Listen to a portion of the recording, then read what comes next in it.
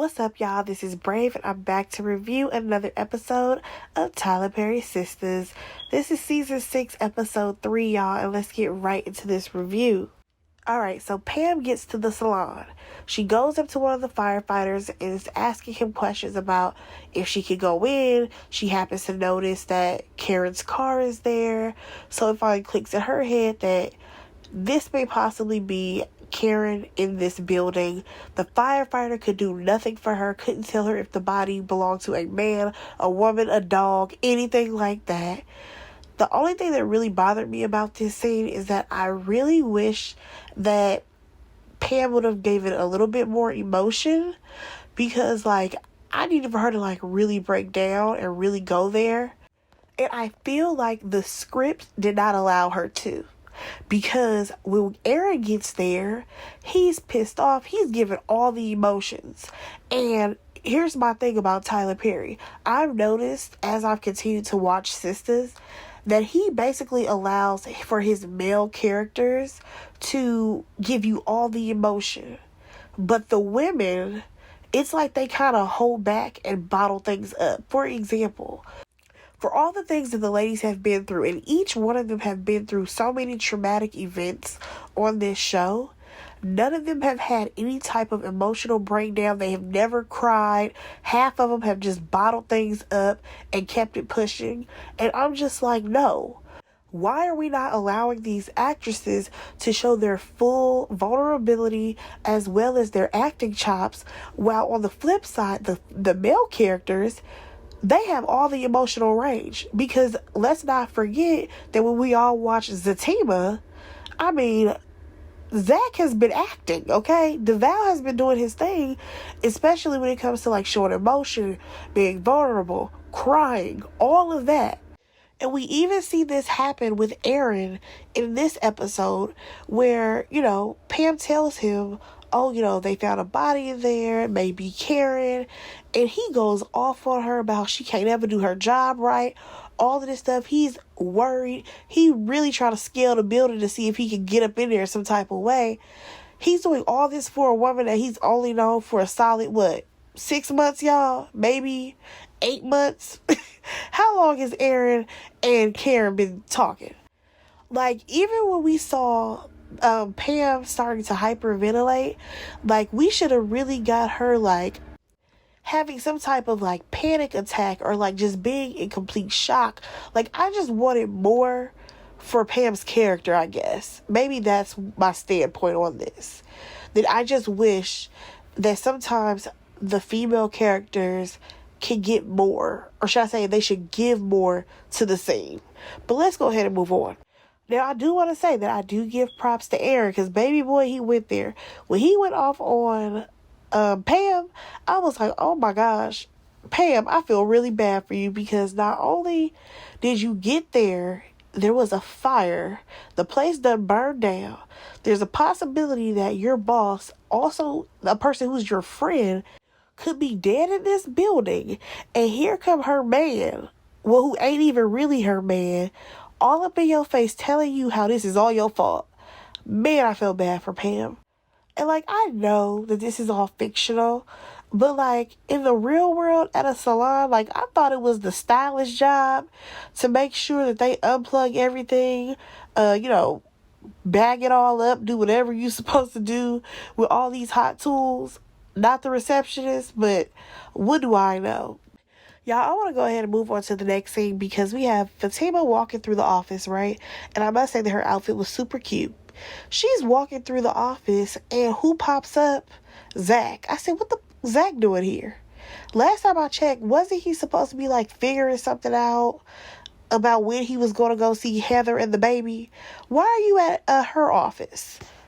Oh, but because he had a revelation in his head, so that way he had to tell her in person, face to face. I'm you could have called Fatima for all of this.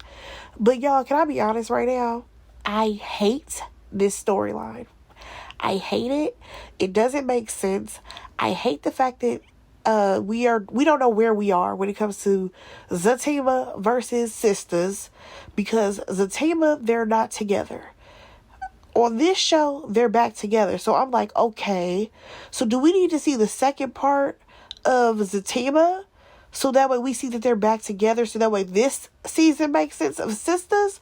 Tyler, what the are you doing? Please make it make sense. Back to the storyline, though. My issue with this is that, number one, you're over here trying to make it reference back to the fact that, oh, his mother used to be on drugs and leave him unattended. So now we're going to do the same thing with Heather and her child.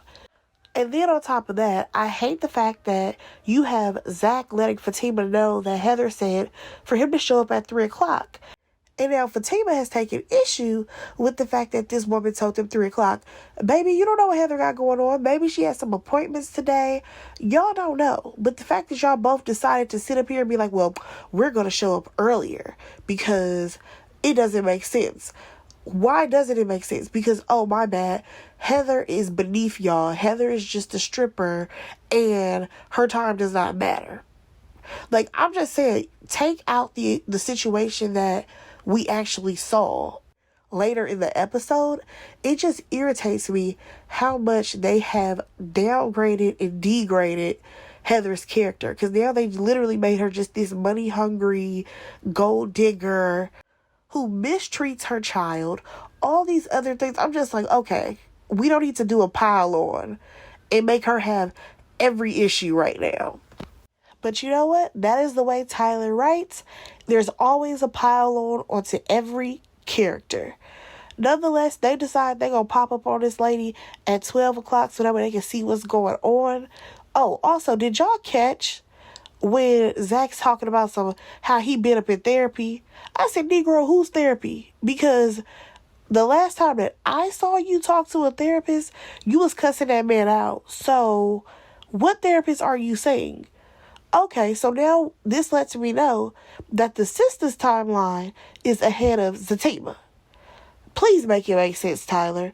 Also, the fact that you have Zach in fucking therapy, but you have not allowed any of the women on this show to go to therapy and get the help that they actually need, that blows my mind because, oh, my bad, they don't get to go to therapy because they have a BS sister circle that's supposed to help them out, right? Y'all, let me go ahead and move on. So Andy ends up popping up or whatever, sending Zach on his way, and baby, let's get on to Sabrina. Number one, that outfit was not it. Number two, that fake Dustin, baby, don't play with me. Number three, why is your door unlocked? Please let me know. Y'all, here come Bio walking through or whatever. And she's basically telling him how she's so stressed out because she thinks that the bank is going to fire her. Y'all, what the hell is her and Maurice talking about? The bank already fired y'all. There's no more job to go back to. Like, what are we talking about? Y'all had y'all job for however long it lasted after the robbery. And once they hauled y'all off to jail, I think that's where your job ended, baby. I don't think that there's going to be a let's go ahead and try this again and y'all going to get y'all job back. You need to be filing for unemployment. That's what you need to do, Sabrina. Or you need to see if anybody is hiring. Danny, are they hiring at the airport? You know, because I need a job. Like, you need to try to figure that out. But here comes Bio talking about how he can help her pay her rent or whatever. And she's like, no, you've already done enough. I mean, girl, he already gave up, what was it, $1 million to get Maurice out of jail? What's it gonna hurt if he pay your little rent? Because you got, what, a 1-bedroom in Atlanta? I don't know how much the rent prices are out there, but I'm pretty sure they damn sure not as high as it is out here in LA. So what's your rent, girl? $1,600, $1,500, somewhere like that, maybe lower, because your apartment is extremely small, and I know that you've been living there for a minute, Sabrina. So it ain't gonna kill him to pay your little rent. It's really not. And then for her to actually mention Maurice talking about some, I don't know what he's gonna do because he doesn't really have money like that. Baby, this is what I need to see for Maurice's character. Y'all follow me. Could you picture it? Maurice, he low on cash. But he decides he's going to put on his best drag and start doing some late night drag shows. Because y'all know if you go to the drag shows, they always like, you always have to like give them money and stuff, right? You got to tip them. And then this is how he going to start making his money. He ain't about to work at the bank no more. He's going to pursue a life doing drag. I think that's where we need to go. I really think that's where we need to go with Maurice's character at this point. Because, baby, where we going ain't where we need to be going. Now, when it comes to Sabrina also, I said, how is it so convenient that you bring up the fact that Maurice ain't got no money, but not the fact that Maurice done shot this boy, and there's a possibility that, he might be going to jail for a whole nother crime. Now, y'all, back to bio. Did he not sound like a scammer when he said, I can tell you how to double your money? I said, girl, walk away. Get away from bio now. But nope, she falling for it. Y'all, at some point, they decide to actually leave her apartment. I want to say they wanted to go get something to eat or something.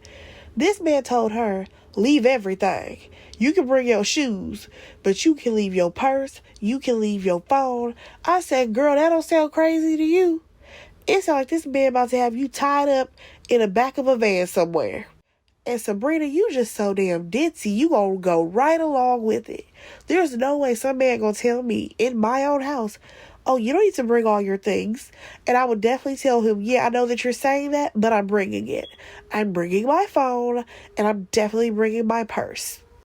Oh, and then did y'all catch the fact that she walked out of her apartment barefoot? Because he's carrying her shoes. And I'm just like, well, how long you going to be carrying them shoes? Because I know you're not about to have me walk my pretty toes across my nasty apartment floors, like where the public can walk. Like, this ain't even in my place no more. Negro, if you don't give me my shoes, this was too much. Let me go ahead and move on, y'all. So we see Andy and Fatima. They just finished with the deposition. And, Fatima's like, oh, man, you did so great in the deposition. I don't think I'm ever going to be as good as you. And at first, Andy's kind of playing with her like, yeah, you're not going to be as good as me. But then she ends up telling her, you're going to be better than I am. Now, according to Fatima, she's like, yeah, but I got to, get back in school, all this stuff. And I'm just like, well, why did you even stop going to school? Like, did priorities change once you got with Zach? Like, what was going on? Because if that's the case, girl, you are getting too lost in your relationship with Zach and his baggage. And I need for you to snap out of it and get back to what you're supposed to be doing. Now, y'all, the next part of this conversation, I felt like came out of nowhere. Why is Fatima talking about how her and Zach haven't set a wedding date yet? Ma'am, you just got engaged a hot second ago. It hasn't even fully been 6 months since y'all got engaged. Relax, sister girl. So basically, her whole reasoning as to why she hasn't set a date, though, is because she wants to know what she's walking into when it comes to her relationship with Zach. Now, that I totally understand.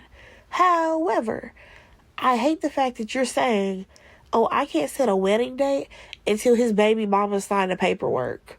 Girl, good night. Like, I'm sorry, that makes no sense to me. Like, you pretty much already know what that situation is. There's always going to be some type of ups and downs with that. What I've noticed, though, is that it seems like the priorities of y'all relationship have shifted. Especially when it comes to Zach and his children. Because the way they have the storyline set up, it seemed like you about to be a stepmama real quick. So then when are you going to have time to study and go back to school? But you know what? Let's go ahead and move on. Alright, so Andy notices that Tamara is there. So now Fatima has to go handle her. She walks up to her, grabs her arm, and is like, what are you doing here? She's like, oh, I'm bringing him lunch or whatever. Girl, Tamara's about to do whatever she want to do. You just gonna have to accept it. So then she goes and talks to Zach, and he basically is like, all right, you ready to go? Because now they're going to head out so that way they can go pop up on Heather. And I'm just like, shouldn't you be doing something with those files that you have in your hand, Fatima? Didn't Andy just ask you to do something with that? Oh, my man. We gotta go chase down Zach baby mama first. That's more important. Alright, y'all. So we now see Hayden and Tamara. Y'all, he decided to tell her, oh baby, I have a little business trip to go to, but you can come along. I'm about to fly us out to Miami. Don't even worry about your bags and clothes, baby. I can buy you some stuff when we get there. Blah, blah, blah, blah, blah. I said, first of all, it looks hella suspect for anybody to show up to the airport without any luggage. Talking about some you just about to fly out with whatever person that's on her shoulder and your wallet in your pocket. That looks questionable, number one. Number two, what business does he have to handle in Miami? Because we haven't even finished the fucking storyline with Robin. Y'all, we are 3 episodes in. Where's Robin at? We left off with him trying to figure out where he was going to get the extra money from. The guys thought, oh yeah, he didn't show up at a certain time, so I guess he didn't get the money. But we ain't seen that man since. Did he just magically hop on a flight and fly back to London? Like, what is happening with Robin? You know what? I'm going to calm down. Y'all, I was so disgusted, though. Every time Tamara called that man daddy, I said, could you not? Please stop it. Y'all, let's slide over to the Danny scene because baby girl's at work. And I was already annoyed by the fact that this woman walks up to the counter and is chuckling. Straight up chuckling about how, oh my God, do you remember me? Girl, I was so over her because I'm like, wait a second. Especially after hearing the conversation that they had, y'all. What you not about to do is come up to me, laugh in my face, and then try to warn me about the psycho baby daddy that you have, talking about some, well, you know, he's out of jail. And basically trying to give me a warning. Ma'am, not you walking up to me as if I was your old friend. It's like, oh my gosh, can't believe I'm running into you. Really, girl? I'm sorry. I just was not feeling this scene at all. Like, girl, you know that your ex-husband clearly did something to this woman. You know that he's out of jail and he's probably going to be trying to seek revenge on her. And you have the audacity to come up in her face and not have any type of, like, concern of like, oh my gosh, how are you? Like, there's none of that. It's like, oh my gosh, girl, so when's the plane gonna land? Because, you know, I'm trying to catch this flight so I can go see my son again. Girl, do you have any type of like sympathy for this woman or what? Especially considering you tried to warn her or whatever, saying that, you know, you should be careful because he's out of jail. And it's like, ma'am, why are you telling me this? Because I feel like any other woman would have come up to Danny and been like, you know what? The last time I was here, I was an a-hole to you because I was stressed out about trying to get to my child. I'm so sorry for that. But I have to go ahead and let you know that Jonah talked to me. He called me from jail. And he has told me that there's a possibility that he's going to come after you again. I understand that we aren't friends and you don't have to tell me what happened between you and Jonah, but I do know that he is crazy and I'm sorry that you had to go through whatever that you went through with him. That's the type of energy that she should have been on, and that's not what we got. So I'm not even mad at Danny for her energy. Also, how many times are we going to see Danny have an interaction with Jonah? I think that's going to be a problem for me because what I don't want to see is her have to fight for her life again. I'm sorry, I've seen it one too many times at this point. Now, what I need next is for Jonah to be gone forever. I really, really need for that to happen. So next thing you know, we see that Hayden and Tamara have shown up to the airport. Of course, they're in Danny's line. And honestly, I did not care about that scene. Let's go ahead and move on. Now, y'all, let me talk about this foolery that we had to watch with Andy and her little storyline. Y'all, Andy gets a phone call from Gary. He basically tells her that he wants to take her out for dinner or whatever. She shuts him down because she's like, you know, I'm in work mode, I'm busy, and I'm tired. He then questions if Robin is there. And I'm like, okay, finally, mention of Robin. Because did Robin actually lose out on the company? Like, what's going on with that situation? She tells him that that man ain't at work.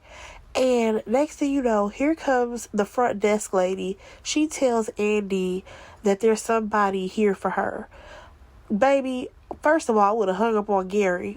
But next thing you know, she goes out to like the front area. There is a woman singing, belting her little life out to Brandy's Have You Ever. I said, oh, I know you lying. Gary, you out here sending people to sing for Andy for a second round? Y'all remember he just did this with the cops. Remember that foolishness? We found somebody who sing a little bit better than them cops, and I'm still not impressed.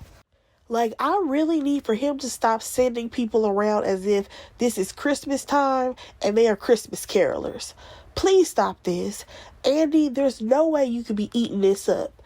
It's bad enough the little receptionist thought it was the greatest thing ever. So, next thing you know, we do see that Gary gets a phone call, and it's Aaron. He tells him to show up to Karen's salon. He'll tell him what's going on later. He just basically needs some support. And I'm just like, okay, you know what? Even though I cannot stand Gary, and I don't care for Aaron at this point, I will say I do like the fact that he has somebody to call on, because he's probably about to spiral. You know what I'm saying? So him having some support, I am not about to knock that. Let's move on to this unnecessary scene with Q and Maurice, because baby, you already know I am sick of them. At this point, Q and Maurice can get off the show, and Calvin too. How about that? But y'all, basically what happened in this scene was Maurice decided to pop up on Q or whatever while he's in the hospital and question him as to why he would do such a thing, because at the end of the day, he actually cared about Q, and it doesn't make any sense that Q would, put Maurice as well as Sabrina through this. Now, at some point, according to Q, Maurice and Sabrina will be fine because they're first-time offenders, and basically, if it was him going to jail, that'd be a problem because he basically wouldn't get out, because I guess he has a prior record. I could have swore they said that at one point Q didn't have no record. Or am I tripping? Y'all let me know. Now this is where things really went sideways for me, y'all. When Maurice decided to tell this man that he's going to have him murdered because, he has $6,000. Whoa, a whole lot of money, y'all. And he plans on basically putting a hit out on Q. And I'm like, sir, why are you telling him this? That makes absolutely no sense. Get both of them off my screen. Let me go ahead and move on. Alright, so now we have Zach and Fatima. They're in the car. They're headed to Heather's house or whatever. I was so annoyed when Zach had mentioned something along the lines of how, at one point he was, just living his life, whatever. Now he has a kid and he don't even know what he's stepping into. And it's just like, yeah, you don't know what you're stepping into, but also you're not being a help because you just got concerned with your son. And I mean like just now. So then he goes on to say, because everything that happened with my mom, what we not about to do is drag everything back to his mommy issues. I'm sorry. I don't have time. You made piss poor decisions, okay? And what you not about to do is sit up here and try to make us feel bad for you because you decided to lay down with a stripper.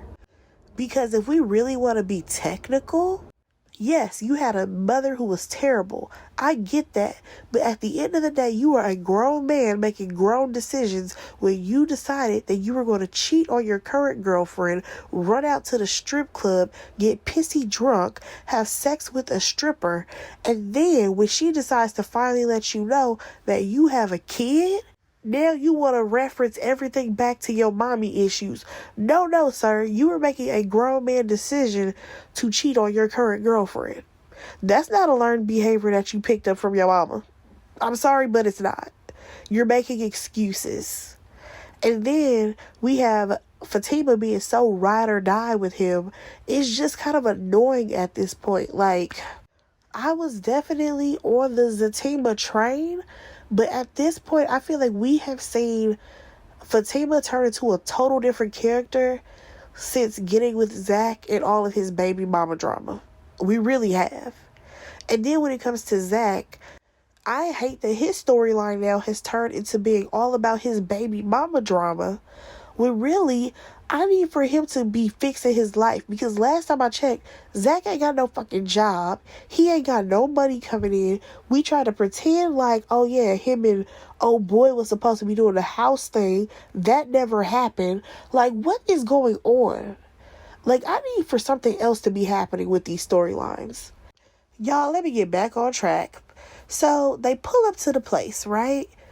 Fatima happens to notice that Michael is playing outside by himself, right? That's a serious issue because, number one, this child is 3 years old. 3. How is he outside by himself? Then we see Fatima is trying to get Michael's attention. She's like, Michael, where's your mom or something like that. Baby, here comes the nosy neighbor out of nowhere, talking about how that lazy bee is inside the house. He's always out here by himself. And all this information. I mean, baby girl had all the tea. And I appreciate her for that. And then I kind of felt two ways because I did understand where Fatima was coming from. Like, don't say all this type of stuff in front of the child. But like that lady was saying, first of all, you don't know what his mama be saying to him. And on top of that, how else was y'all gonna get this information about how this child being possibly autistic or having some type of, development issues? I can't lie. I am a little confused though, because I'm like, well, when y'all met his son before on Zatima, I feel like that child, he didn't seem like he had any of these issues. But nonetheless, y'all, they go inside or whatever. And did anybody else have a flashback or a remnant of Poetic Justice? Y'all remember in Poetic Justice when Lucky went to go see his daughter, and come to find out her mama was out here on drugs. She had a man in the room, all that drama. I feel like that is exactly what this scene was channeling. The only difference is that there was no drugs on the table. There was only one child. But the rest of it sounded about right. So, anyway, they get into the apartment. It looks a mess, of course. Like, honestly, y'all, this entire scene was extremely heartbreaking. And I'm going to be honest, I don't like where this storyline is going. I'm sorry I have to say it. I feel like we, again, as I mentioned earlier, we have turned Heather into just being this money-hungry monster who treats her child terribly. And I feel like that's not the original energy that we got from her. And we're changing the storyline so that way it benefits Zach and makes Zach look so great. And what I mean by that is I would not be surprised if this storyline is worked out to where Zach is granted full custody of Michael. Because the way Heather was talking about the child, like, he's slow, he doesn't listen, he don't do this, that, another. And it's just like she has no awareness of her child possibly having a learning disability or even some development issues. Like the fact that she hasn't taken him to a pediatrician in forever because he's not sick and all this stuff. And I'm just like, what year are we in? Like, bring this up to modern times. What I would have liked to see, if I'm going to be completely honest, is Zach coming at her, being like, why does the house look like this? Why, are you raising our child like this? All these questions. And her letting him know that, what? I'm a single mother. I don't have help. Why else do you think I'm still out here being a stripper? Like, do you think that was my goal? No. But that's what I have to do so that way I can put food on the table and raise our child together. I'm sorry, I don't have the resources. But you, who's financially stable, you do have those types of resources. Because I would rather see a healthy co-parenting relationship out of these two people, but I don't think that that's what we're going to get. Because if we want to be for real and technical, Zach can definitely watch his child while Heather catches some sleep. Because he ain't got nothing else to do during the day. He ain't got nothing else to do during the night. Because you know what? Zach ain't got no job. Let's be honest here. That's number one. Number two, again, I don't feel like we're going to get the co-parenting storyline that I would prefer over whatever this is. Like, I'm just going to be completely honest. I hate this storyline. I really do. Especially once we got to the point where old boy decides to walk in and he talking about how they need to hurry up and make sure the check clear or whatever for the child support foolishness. Like, it was just too much. It was way too much for me. I hated it. So, next thing you know, they finally leave this lady house or whatever. They get outside, they start talking. And Zach is like, I gotta get up. I gotta get custody. I need to get my child. And I completely understand where he's coming from in this situation because the child is living in terrible living situations.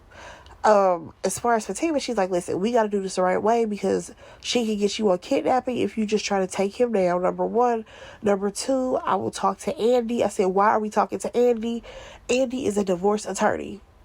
I need for us to find another person to call on. Because, no offense, but Andy ain't it. I'm not saying that she's not it because, she is a terrible person. No. Andy's not qualified to take on a case about child support because that's not her ministry. Nonetheless, at some point, I feel like by the time we get to the end of this season, Zach will probably have custody of Michael. And I mean full custody. Now, my question is, Fatima, are you ready for that? Because the last time I checked, the way y'all little house is set up, it looked like a one-bedroom. Because if y'all ever paid attention on Fatima, when you go up the stairs, it is directly into their bedroom. And I'm just like, so what is this, like a loft up here? What is this? Nonetheless, let's just go ahead and move on, y'all, because we have Aaron and Gary. Gary finally shows up to Karen's salon. Aaron is trying to explain to him how he's not getting information, anything out of the firefighters that are there. I'm trying to figure out where's the police because that's who is usually on the scene as well. They ain't there. But he asks Gary if he can, call somebody so that way he can get some information. Gary says he's going to call the mayor. I'm like, okay, that's not what I expected for you to say. I thought he was going to say something along the lines of, oh, I know someone who works at the coroner's office, or I know like the chief of the fire department, something along those lines, not the mayor. Because I'm like, okay, so now you're going to call the mayor, and then the mayor has to call around to whoever he knows to try to get this information. That sounds like a lot. But let's go ahead and move on. All right, y'all. So now we get to the last scene. And that is with Andy going to see Pam because Pam has popped up at the office. And Zach is there as well as Fatima. So Pam is basically there to let her know that something went down at the salon. And she ends up saying that Karen is dead. And I'm just like, okay, this right here, again, is too much, Tyler. Okay, so you already have Zach going through what he's going through with his son. He just got wind of all this, how this child is living, all of that. Now you're going to pile on the fact that Karen may be dead. Number one, that's his ex. But number two, she may possibly be carrying his child. You don't think that's not, too heavy? Like, that's what I be saying in my reviews, y'all, when it comes to Tyler Perry and his writing. He piles on to each character so many horrific things that happen to them back to back. There is no space to breathe. Like, honestly, I'm surprised that all the characters on his shows have not gone crazy. It needs to be, admitted somewhere to get an evaluation to see how they're, still alive. Because the way Tyler writes Everybody on this show is going through something. And I get it. That's how everyday life is. But everyday life is not as heavy as Tyler Perry's writing. Everybody don't need to be going through traumatic events all at the same time. And no, I'm not saying that just because, oh, this is a lot for Zach. No, this is a lot for all of the characters on this show, that there's a chance that Karen may possibly be dead. Because think about it. Danny's going through a whole whirlwind of emotions, and her life is in shambles at this point. Like, why are we getting this storyline that Karen may possibly be dead to add another layer of negative things on her? Same thing with Sabrina. Her life is in shambles as well. Baby girl ain't got no job no more, possibly going to jail, all of this stuff. Traumatic events have happened to these people, and we just gonna keep on piling on. Y'all, I don't know how we gonna make it to the end of the season. Who knows what Tyler gonna come up with by then. That was the episode, y'all. Let me know what y'all thought about the episode. Please drop down in the comments. Let me know how y'all feeling so far of Sistas. Baby, I will talk to y'all on the next one. Go ahead and like, comment, and subscribe to my channel, y'all. Alright, bye.